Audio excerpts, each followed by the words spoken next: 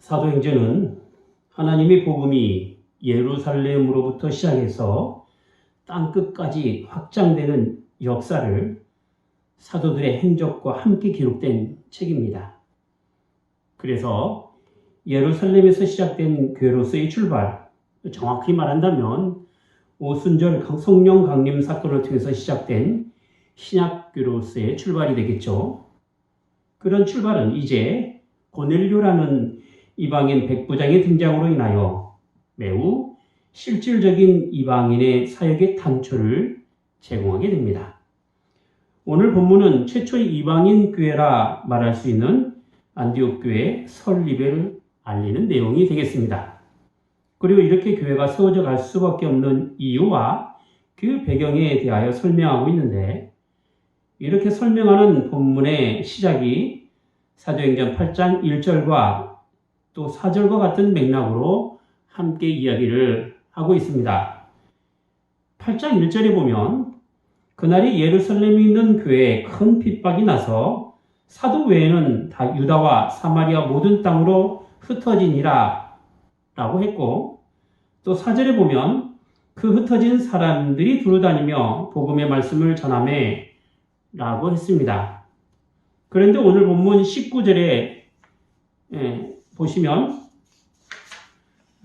때에 스데반의 일로 일어난 환란을 인하여 흩어진 자들이 베니게와 구브로와 안디옥까지 이르러 도를 유대인에게만 전하는데 라고 하면서 스데반의 죽음 이후에 일어난 박해로 인하여 믿는 사람들이 여러 지역에 두루 흩어진 것이며, 또 이렇게 흩어진 사람들이 그리스도의 복음을 전하는 것을 되풀이하듯이 설명하고 있는 것입니다.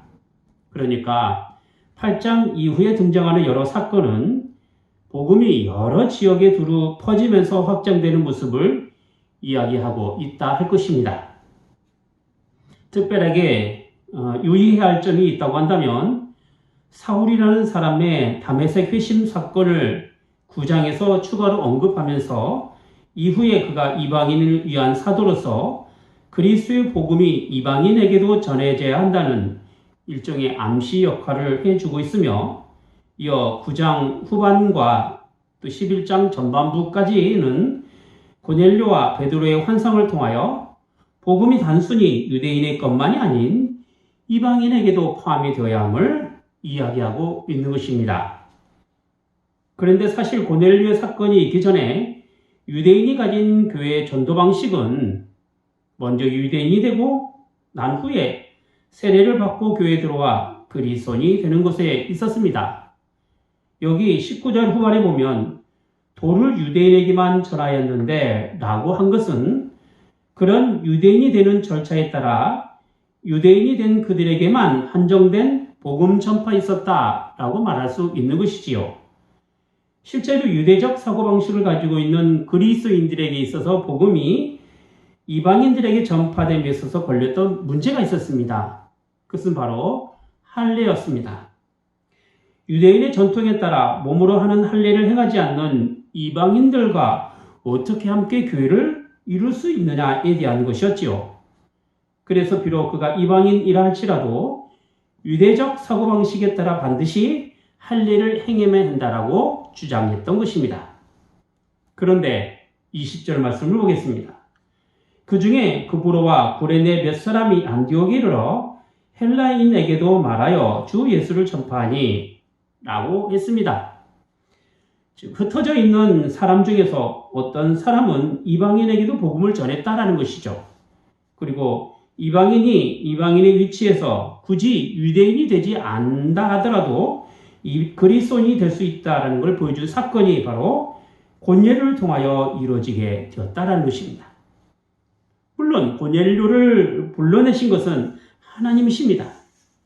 하나님께서 고넬료를 부르실 때 완고한 유대인의 유대 중심 사상이라는 것을 무너뜨리게 하시고 이방인이든지 유대인이든지 그리스도의 복음 앞에 평등하고 똑같다라는 것을 베드로의 보자기 환상을 통하여 실제적인 경험으로 가르쳐 주신 것입니다.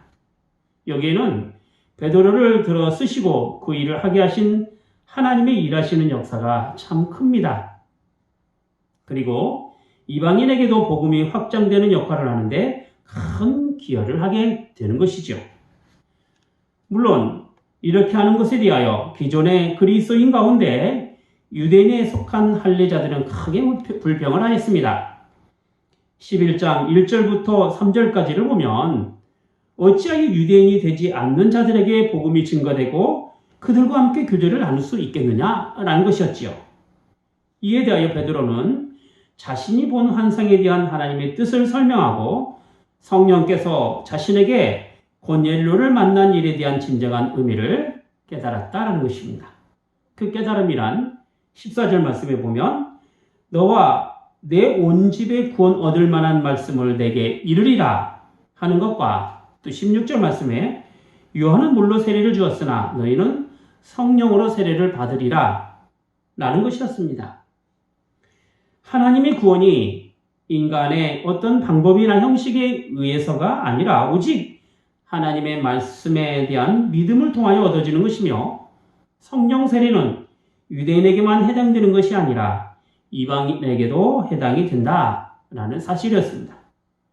그런 이유로 누구나 이방인도 유대인이 될 필요가 없이 하나님의 백성이 될 수 있다라는 분명한 사실을 이야기하게 된 것이지요. 이로써 이방인에게 향한 복음의 증거는 더 확장되어져 갔던 것이고 이러한 확장의 고넬료 사건은 큰 빛의 역할을 하게 되었던 것입니다.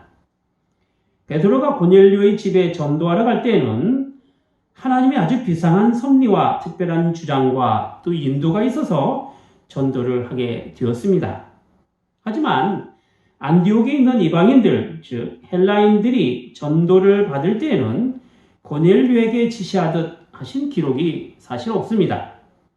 전도를 하는 이 구브로 유대인 혹은 구레네에 있는 유대인들은 예루살렘에서 도를 받고 퍼져나간 사람이었습니다. 즉, 이 사람들이 꼭 베드로에게 하나님이 지시하시듯이 한 그런 지시를 받고 갔다라는 기록은 없단 말입니다. 안디옥에 무슨 복음이 전파될 때 환상을 보았다든지 유대주의를 무너뜨리는 그런 일이 발생했다라는 기록은 분명히 없습니다. 그런데 그럴지라도 그들이 조용한 가운데서 하나님의 복음을 전할 때 베드로와 고넬료의 사건에 못지않게 놀라운 구원의 성취가 일어나게 되었다라는 것입니다. 그것이 바로 교회가 세워지는 역사, 특별히 이방인 교회가 세워지는 역사가 나타나게 된 것입니다. 21절을 보겠습니다. 주의 손이 그들과 함께 하심에 수다한 사람이 믿고 죽게 돌아오니라. 어떤 사람이든지 이름조차 없었지만 기독교의 가장 본질적인 보편성의 한 획을 역사 위에 긋는 하나님의 교회를 세우는데 아주 큰 역할을 하였던 것이죠.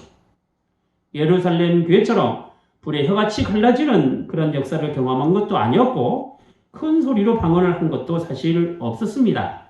여기 주의 손이라고 말하는 것은 하나님의 능력이라는 구약식 표현인데 이것이 하나님께서 나타내신 큰 역사로 인하여 무슨 대단한 경험을 했다라고 말하는 것이 아닙니다.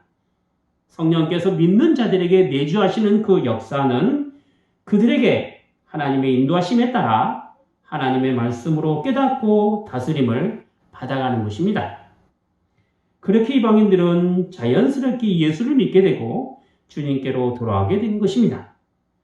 눈에 보일 만큼 큰 능력이 나타나 있지 않았을지라도 하나님의 교회가 믿는 자들의 필요에 따라 안디옥에서 이방인에게 의하여 교회가 세워지게 된 것입니다. 그리고 이렇게 교회가 안디옥에서 이방인들에 의하여 세워졌다라는 소문이 예루살렘 교회에 들어가게 되었던 것입니다. 기본적으로 이방인들에게는 복음이 증거되지 못하는 것으로 이해하였던 예루살렘 교회에 있는 신자들에게 있어서 아주 신선한 충격이 되었습니다. 그것도 무슨 놀라운 기적이나 환상이 아닌 하나님의 계시 말씀에 따라 성령의 인도하심으로 그것도 이방인들에 의한 교회가 세워졌다라는 사실의 놀라움이 참으로 컸던 것입니다. 그래서 교회는 어떤 하나의 단체가 아니고 그렇다고 어느 민족에게만 국한된 것도 아닌 어떤 사람에게든지 어느 민족에게나 모두에게 해당이 되는 보편적인 교회가 됨을 여기 안디옥 교회의 설립을 통해서 보여주고 있는 것입니다. 이처럼 안디옥 교회가 계시된 복음에 따라 깨달아서 교회로서 세워졌다라고 하는 것에는 무슨 환상이나 기적에 의하여 자기의 마음에 논리적인 준비가 없이 복음을 얻어 나가는 그런 것보다는 항상 말씀의 논리에 따라 풍성한 준비가 있어서 깨달아 나가는 것이 훨씬 교회로서 설립하는 데 우수한 상태가 된다라는 것입니다.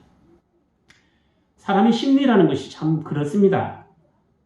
무슨 대단한 것을 보게 되면 그런 상태가 계속 지속되지 아니하면 그 어떤 좋은 것이나 혹은 그것보다 대단한 것이 아닐 때 자꾸 실망하게 되고 기대감을 상실하게 된다는 것이죠. 그래서 기적이나 환상을 보게 되고 그것에 의지하는 신앙인일수록 그 사람의 신앙에는 더 큰 기적이나 새로운 환상에 대한 기대치가 자꾸 생기게 되어 그것을 위한 자신의 신앙으로 자꾸 흘러가게 된다는 것입니다. 자신의 종교적 신념이나 종교적 열심이라는 것이 보이는 것으로 한정하게 되면 그런 쪽으로 열심을 내게 돼 있단 말이죠. 그러다가 실망과 낙심이 생기게 되면 자신의 신앙마저 왜곡하거나 결국은 부인하기도 된다는 것입니다. 하지만 거룩한 하나님의 말씀에 따라 그 빛을 비추임 받게 되면 언제든지 그 말씀의 계시에 따라 해석이 나타나게 되는 것이고 그래서 그러한 말씀의 기초와 논리에 따라 자신이 가진 신앙이 무너지지 않게 되는 것입니다. 우리가 하나님의 말씀에 따른 논리적인 깨달음이 있고 또 우리가 가진 신앙의 기초가 서 있을 때 언제든지 무슨 일이 일어난다 하더라도 충분하게 대처할 수 있게 됩니다. 그렇지 않고 자신의 감정이나 자신의 경험에만 자꾸 의지하게 되면 그 경험이 있는 동안에는 사실 감동이 있게 되는데 그 이후에는 그만한 감동이 주어지지 않게 되고 결국에는 다 자신이 가지고 있는 것들이 사라지게 되는 것입니다. 여기에는 말씀으로 든든한 기초를 가질 수 없게 되고 자신의 강력한 신앙의 내용으로 움직여 나갈 수가 없게 되는 것입니다. 그러니까 언제든지 자신의 정당한 신앙의 체계가 있으려면 믿음의 내용이나 신앙적인 경험들이 하나님의 말씀으로 점검이 되어야 되고 하나님 말씀으로 바른 해석이 되어야 하는 것입니다. 자신이 가진 주관적인 경험도 마찬가지로 그것이 정당한 신앙으로 가지고 있으려면 언제나 객관적인 하나님의 말씀엔 성경에 따라 검증이 되어야 하는 것입니다. 아무리 대단하고 놀랄만한 내용의 체험이라 할지라도 그것이 말씀으로 검증되지 않게 된다면 아무런 신앙의 내용으로 확인될 수가 없는 것입니다. 그래서 우리는 자신의 신앙에 대한 검증과 정당한 해석을 위하여 교회를 통하여 주신 하나님의 말씀에 비춰야 하고 올바름에 대한 깨달음을 분명하게 가져야 하는 것입니다. 우리가 신앙생활 하면서 자꾸 하나님의 말씀이 아닌 다른 소리를 하고 다른 내용으로 주장을 하게 되는 것은 자신이 지금까지 경험한 사실이 성경보다 우선하고 있기 때문에 그렇습니다. 성경에서 지금 나에게 무엇이라고 말하고 있는가에 대한 문제보다도 자기 자신이 처해 있는 문제에 대한 답을 성경에서 자꾸 찾으려 한다는 것이죠. 그 말이 그 말 같겠지만 성경에서 나에게 주시는 말씀은 내 형편과 내 처지가 어떤 상황에 있든지 간에 하나님께서 요구하시고 내리시는 명령이요 지켜야 할 도리입니다. 하지만 문제에 대한 답을 성경에서 찾으려는 것은 자신의 요구에 대한 관철이요 자신이 가지고 있는 답을 찾으려고 하는 욕심에서 나오는 것입니다. 결국엔 내가 가진 뜻을 하나님의 뜻으로 착각하고 살아가게 되는 것입니다. 그러다 아니면 하나님께로 돌아가는 것이 아니라 하나님으로부터 돌아서게 되는 것입니다. 배교가 그렇지요. 내 생각과 내 뜻이 하나님의 생각과 뜻보다 우선될 때 배교는 나타나게 되는 것입니다. 여기 22절에 보면 예루살렘 교회가 안디옥 교회에 대한 소문을 들었다라고 했는데 어떤 소문을 들었느냐 하면 예루살렘 교회가 안디옥 교회에 어떤 사람을 보냈느냐에 따라 알 수가 있다는 것입니다. 바나나를 보냈죠. 바나바. 24절 보겠습니다. 바나바는 착한 사람이요 성령과 믿음이 충만한 사람이라 이에 큰 무리가 죽게 도하여지더라 했습니다. 바나바가 어떤 사람입니까? 예루살렘 교회에서 사울에게 큰 힘이 되었던 사람입니다. 사울의 회심에 대한 정당함을 예루살렘의 사도들에게 담대하게 말했던 사람입니다. 성품으로 보나 인격으로 보나 그 이름대로 관용을 베푸는 사람이었고 믿음과 성령이 충만한 사람이었습니다. 더구나 사울을 이방인의 사도로 부르심을 받았다는 사실을 예루살렘 교회에 공식적으로 보고한 사람이었기 때문에 최초의 이방인 교회인 안디옥 교회에 보냈다라고 하는 것은 안디옥 교회가 가지고 있는 교회 형편과 그에 따른 교회 소문이 어떤 것인가를 미루어 짐작할 수가 있는 것입니다. 더구나 26절 후반에 보면 교회에 1년간 모여 있어 큰 무리를 가르쳤고 제자들이 안디옥에서 비로소 그리스도인이라 일컬음을 받게 되었더라 라고 하였습니다. 이방인 교회에서 그리스도인이라고 일컬음 받을 수 있을 만큼의 신앙과 내용이 있었다라는 그 이야기가 되는 것이죠. 여기 그리스도인이란 이방 사람들이 예수를 믿는 사람을 조롱하여 별명으로 붙여진 것인데 우리식으로 말하자면 예수쟁이가 되는 것이죠. 그만큼 그 사람이 가진 삶의 태도나 내용과 사상이 온통 예수밖에 없다라는 그 이야기가 되는 것입니다. 무엇이 교회가 가지고 있는 내용과 사상을 그리스도인으로 부름받게 했느냐라고 한다면 예루살렘 교회에서 파송된 바나바와 그의 협력자로 사울과 함께 교회에서 복음을 가르침으로 된 일이었다라는 것이죠. 하나님의 말씀이 순전하게 들어가게 되고 그 가르침에 따라 교회로 자라나게 되는 것은 이미 말씀을 받을 만한 마음밭이 안디옥 교회에 형성되어 있었기에 가능한 일이 된 것입니다. 그뿐만이 아닙니다. 27절에 보면 안디옥 교회는 교회가 가진 신앙의 내용이나 복음이 예루살렘 교회와 별개의 내용과 그 복음이 아니라 하나된 교회로서의 모습을 기근으로 극심한 고생을 하며 어려운 형편에 있는 예루살렘을 도와주기 위하여 돈을 모아 바나바와 사울을 통하여 예루살렘 교회 방문하는 일로 보여주고 있다는 거예요. 29절과 30절을 보겠습니다. 제자들이 각각 그 힘대로 유대에 사는 형제들에게 부조를 보내기로 작정하고 이를 시행하여 바나바와 사울의 손으로 장로들에게 보내니라 라고 했습니다. 이것은 단순히 불쌍한 사람을 돕는 차원이 아닙니다. 그것이 아니라 믿음 안에서 한 형제인 교회를 위하는 마음으로 비롯된 것입니다.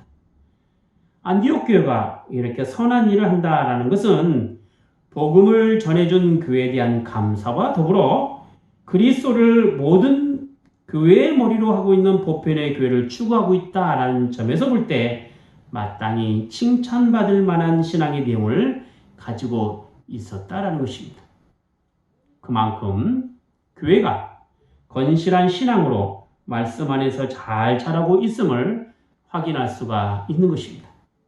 그래서 23절에 바나바가 안디옥 교회를 향하여 하나님의 은혜를 보고 기뻐했다라고 한 것입니다. 안디옥 교회가 세워져 가는 일에 큰 일을 한 사람은 21절에 있는 것처럼 구브로와 구레네 몇 사람입니다. 그들의 헌신과 전도를 통하여 신약교회가 세워져 가는 일에 교회가 가져야 할 그 본질을 안디옥 교회를 통해서 보여주었던 것입니다. 이처럼 교회는 이름도 없이 소중한 사람들이 의하여 거룩하게 세워져 나가는 것입니다. 그것도 진리의 말씀에 따라 복음에 전해졌고 그 말씀이 더 풍성하게 가르침을 받을 때 비로소 교회는 그리스도인이라는 명예로운 별명을 얻게 된 것입니다. 교회가 가져야 할 바른 내용은 계시된 하나님의 말씀입니다. 그 말씀에 따라 우리가 가져야 할 사상과 논리가 더 성숙해지고 더 풍성해지게 되는 것입니다. 그렇게 될 때 우리의 신앙에 대하여 의심치 않고 확고하게 서 있게 될 것이며 우리의 경험이나 우리의 수고의 애씀이 헛되지 않게 될 것입니다. 우리가 그리스도인이라는 사실에 대한 감사가 있으려면 정말로 내 안에 예수로만 만족하고 그분의 복음이 내 삶을 지배하고 있어야 하며 내 삶의 인도자가 주님이라는 사실로 이루가 되어야 할 것입니다. 적어도 안디옥 교회가 그렇게 세상 사람들에 의하여 그리스도인으로 불렸듯이 우리 또한 말씀 안에서 우리가 가져야 할 신앙적 내용의 사상과 수고와 헌신이 나타나야 하는 것입니다. 신앙은 경험되어져야만 합니다. 경험이 없는 신앙은 야고보서에 있는 것처럼 행함이 없는 믿음은 죽은 것과 같습니다. 하지만 언제나 그 행함이나 경험이라는 것이 어떤 초자연적인 현상이나 기적만을 바라고 보게 되면 제대로 된 신앙을 소유하기가 어렵게 됩니다. 자신의 주관적인 체험은 언제나 객관적인 하나님 말씀의 기준에 따라서 확인이 되어야 합니다. 여기에 교회된 우리는 말씀에 비추어서 자신의 삶을 바라보고 신앙을 점검하고 배운 말씀에 따라 그리스도인의 삶을 잘 지키고 살아가야 할 것입니다. 기도하겠습니다. 거룩하신 하나님 아버지, 언제나 저희의 신앙에 따른 객관적인 사실이 하나님의 말씀인 성경을 통하여 확인되고 검증될 수 있게 하여 주시옵소서. 그래서 옳고 그름에 대한 판단을 저희가 가진 삶의 경험이나 지금까지 터득해온 인생의 지극히 개인적인 생각에서 나오지 않고 오직 저희를 권하여 주시고 이제 그 구원의 삶을 온전하게 누려나갈 그 복음의 깨달음을 통하여 나타나게 하여 주시옵소서. 인생의 고비마다 변치 않는 하나님의 말씀으로 늘 위로받게 하시고 저희가 서야 할 자리가 하나님 앞에 서라는 것과 또 주님과 더불어 연합된 삶을 살아가야 한다라는 그 사실로 저희가 가질 경건과 믿음과 신앙의 내용이 되게 하여 주시옵소서. 주 예수 그리스도 이름으로 기도하옵나이다. 아멘.